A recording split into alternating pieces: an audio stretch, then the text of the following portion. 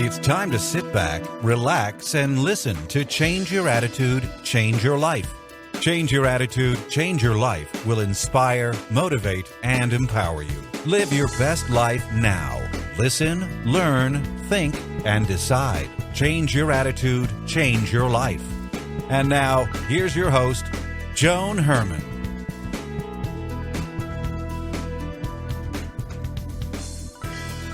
Welcome to Change Your Attitude, Change Your Life. You're listening to us in your neighborhood, from coast to coast and around the world.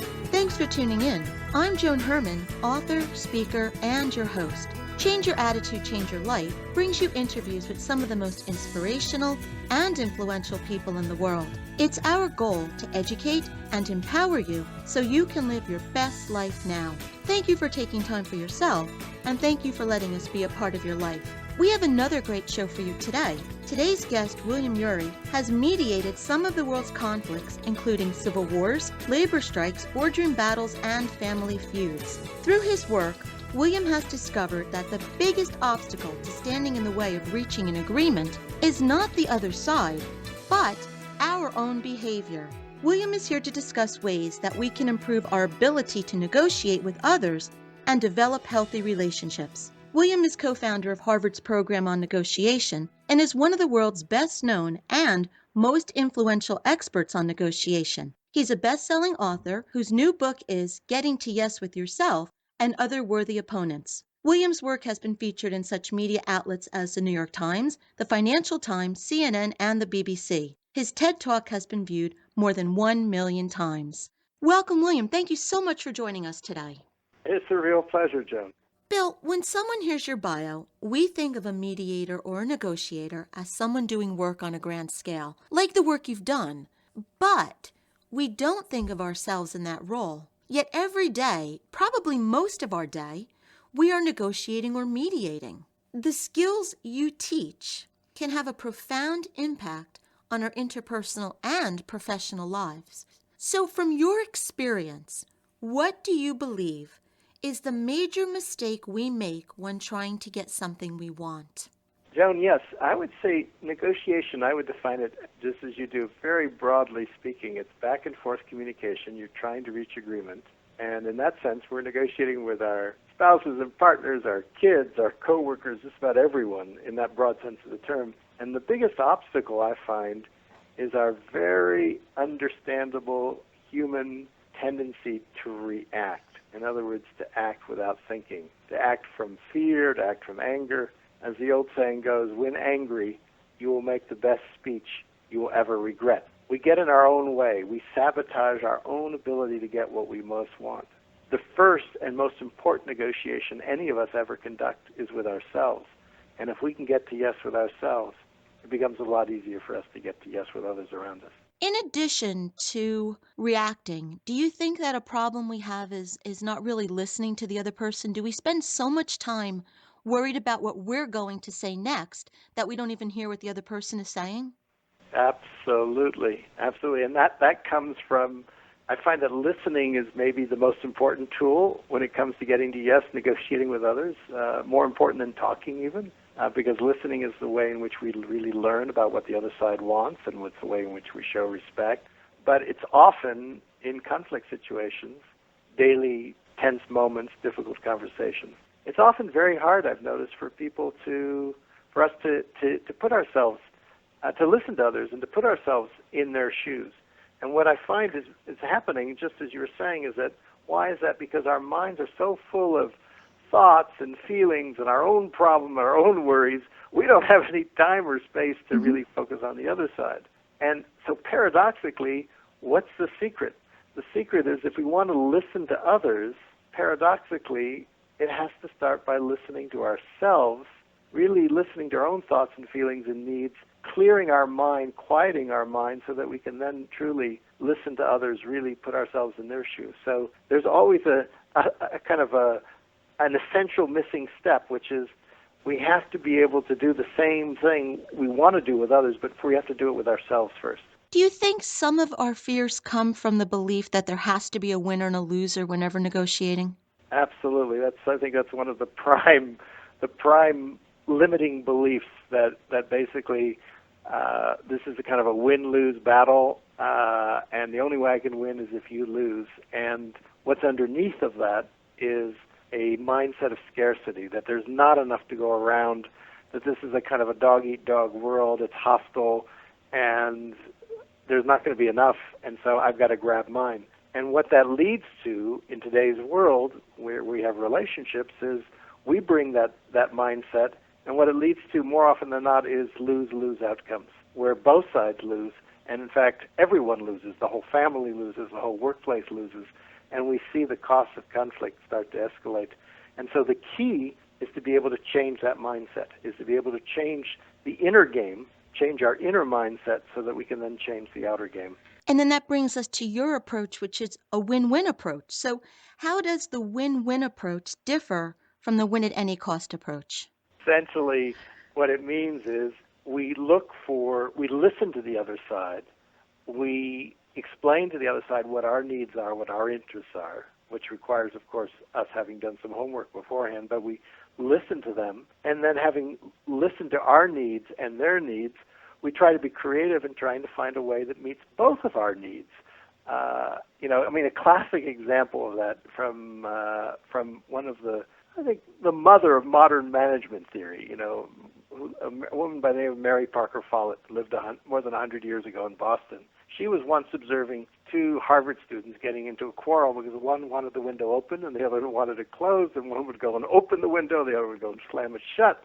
They bothered everyone in the library, so finally the librarian comes over and she asks the first one, "Why do you want the window open?" And he says, "Well, I want some fresh air." So she asks the second one, "Why do you want the window closed?" He says, "Well, because the draft is blowing my papers around." So then she asks them, "How do we get you fresh air without you a draft?" And they talk about it for a moment, they think about it, and one of them says, "I've got an idea." He goes into the next room, next door, and opens a window there, thus providing fresh air for the first person without a draft for the second. Now, in that very simple negotiation, think about what's going on. They start off with positions, open window and closed window, which is how we do it, it's kind of win-lose. And by the librarian, by asking the magic question, why, brings it back down to what's behind the positions are the underlying interests, which are the underlying concerns and needs and desires and aspirations. In this case, it's fresh air, no draft. And by doing that, they're able to come up with a creative solution of an open window in the next room. So if you look at successful negotiators and successful negotiations, what they're doing is they never just stop at positions, the things that people say they want. They always probe behind it to look for the underlying interests, and then they use creativity to come up with the equivalent of an open window in the next room. It's not just a split the difference compromise, which most people think of as negotiation. It's in this case a half-open window wouldn't be enough fresh air and would be too much draft. You look for the equivalent of an open window in the next room. What you just described it's a great illustration of what President Jimmy Carter said about you, is that you have a remarkable ability to get to the heart of a dispute and find simple but innovative ways to resolve it. And I think that getting to the heart of the dispute, what's really on the table, that's what so many of us lose. We get so muddied up in the argument, I think that sometimes we don't even know what we're arguing about after a while. So what advice do you offer to help someone learn how to get to that heart and stay on message? Well, the first thing is we have to get to yes with ourselves. So the foundation of this is the ability, Joan, I like to use the metaphor of going to the balcony. It's almost like you're negotiating on a stage with the other person. Part of you goes to a mental and emotional balcony, which is a place of perspective, a place where you can kind of get the larger view, where you can look at what's the heart of the matter, as you say, a place of clarity and calm, a place of self-control and self-mastery, a place where you can keep your eyes on the prize.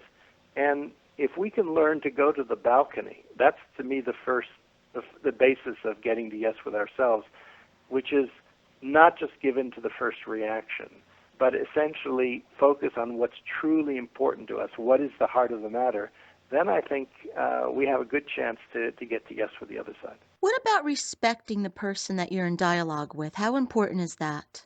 It's interesting. I've worked in all these very difficult and complex matters, but I would say over the last 35 years of experience that I've had in everything from family feuds to civil wars, I would say that one of the biggest lessons for me is just the simplest thing is that maybe the cheapest concession we can make in negotiation, the thing that costs us nothing but means everything to the other side, is to give the other side basic elemental respect, and which we often do by listening to them and showing positive attention.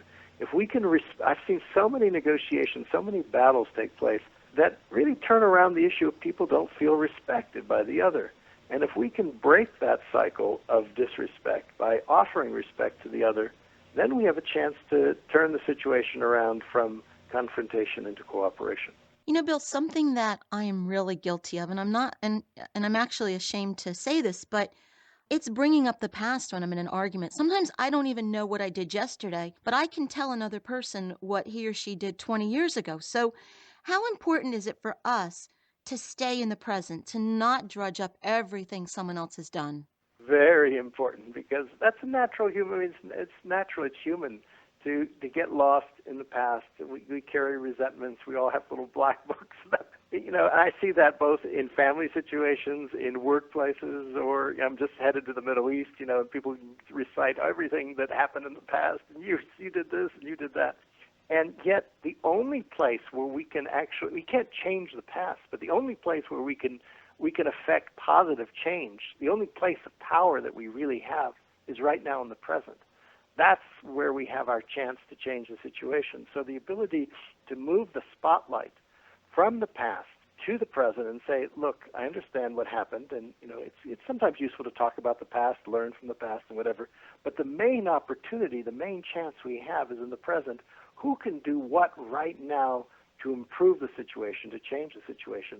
That's where our focus needs to be. So if someone is listening to you right now and perhaps they're in the middle of a conflict with another person and their mind keeps saying, well, I'm trying all the things he's saying, but the other person won't budge. That's that old mentality, isn't it? It really comes down to us, the way we view the situation. It's true. And, I've specialized in dealing with difficult people, difficult situations. I've written books about it, getting past no and so on. And I have to say that we have this blind spot inside of us. And that, what I see so much in conflict situations is the blame game. It's always the other side's fault. The husband blames the wife blames the husband, union blames management blames the union. Someone needs to break that cycle, and it could be us. By how? By taking back our own power. Because when you blame the other side, you're effectively surrendering your power to them. You're saying, you are to blame, you have the power to change the situation, I don't. You're the victim.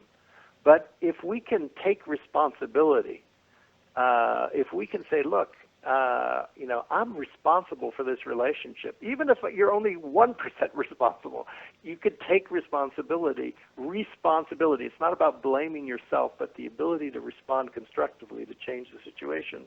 Then you have a chance to come from a place of power and a place of transformative potential. And what about having the ability to put yourself in the other person's shoes? Well, that is perhaps, when people ask me, what's the most important skill that you need as a negotiator? If you had to pick just one, that's the one I usually pick, is it's the ability to put yourself in the other side's shoes, because after all, negotiation is an exercise in influence. You're trying to change the other side's mind. How can we possibly change the other side's mind if we don't know where that mind is? And so put yourself in their shoes. But what I often find is that it's difficult for us to put ourselves in the other person's shoes because we haven't put ourselves in our own shoes. It sounds strange to say put yourself in your own shoes, but how many of us can honestly say that we truly listen to ourselves the way a good friend might, with some empathy? Mm-hmm. Because usually what's going on in our mind is this kind of negative self-talk. I mean, psychologists say that we have up to 60,000 thoughts in the course of a day. The great majority, maybe 80% of them, are negative. And, it's like, you can't do this, you're a failure. We have that inner critic that's chattering away in our brain. And as the old saying goes, if we talk to our friends the way we talk to ourselves, we wouldn't have any. So it's like the key to me is the ability first to be able to put ourselves in our own shoes, to be able to observe our own thoughts and feelings, accept them, because by accepting them and by recognizing them, we don't need to let them control our lives. Bill, do you find that sometimes people are not even clear on what they want to achieve in a negotiation? Absolutely. It's funny because you'd think that people would know what they want. We would know what we want, but so often in life I find that we really don't know what we want. I was just helping a gentleman who was involved in a very big legal dispute with his business partner, and when I talked to him, he wasn't sure what he really wanted. He wasn't sure. Did he want to fight? Did he want revenge? Or did he want to actually move on with his life? And then even, when I asked him, what do you really want, he gave me his positions. He gave me the equivalent of an open window and a closed window, with Spock and, the elimination of the non-compete clause. But once I talked to him, I said, what do you really want? What's behind your position? What it turned out what he really wanted was freedom. And I said, well, what do you want the freedom for? And he said, well, it's to spend time with my family, which is the most important thing in my life, and then to go ahead and pursue other business deals. Well, once we got to the bottom of that, once he was able to put himself in his own shoes and understand what his real yes was, a yes to his own freedom, then it wasn't, even though this dispute had gone on for 2.5 years and was widely expected in the press and everything gone for another 8 years, we were able to settle it in 4 days in a way that he said he got everything that he wanted, but most importantly, he got his life back. The book is Getting to Yes with Yourself and Other Worthy Opponents by William Ury. If you'd like to learn more about William or his work, you can visit his website, williamury.com. That's Ury, U-R-Y, williamury.com. Bill, what would you like to leave our listeners with? I'd just like to leave you with the idea of that we have this incredible opportunity to influence ourselves, to get to yes with ourselves, which is maybe a challenging negotiation for sure, but it's the most rewarding negotiation because it's the key to our inner satisfaction. And then out of that comes our ability to deal with others in a way that we can get to yes with them, we can make peace in our families, in our workplaces, and in our world.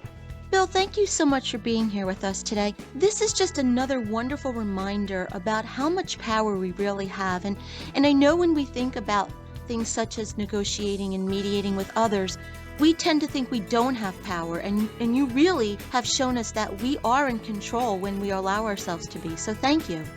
It's my pleasure, Joan. I want to wish all of your listeners much success in getting to yes with yourself and others. We'll be right back.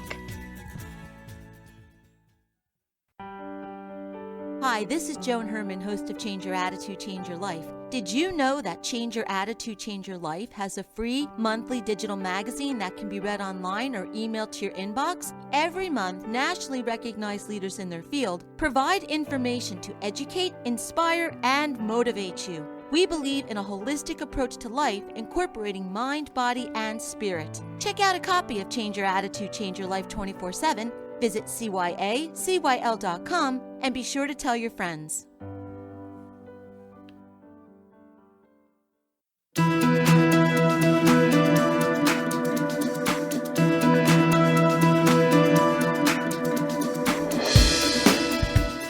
Thank you for joining us today. We hope you found the show informative. At Change Your Attitude, Change Your Life, we believe that knowledge is power. Take what you've learned, apply it, and live your best life now. Remember that the information provided are the opinions of our guests and should never replace the advice of a professional who knows your personal situation. If you'd like more information, visit our website, CYACYL.com. That stands for Change Your Attitude, Change Your Life. While on the site, listen to past shows on demand, read the digital magazine, and be sure to follow the show on Facebook and Twitter. Until next time, this is Joan Herrmann. Thanks for tuning in.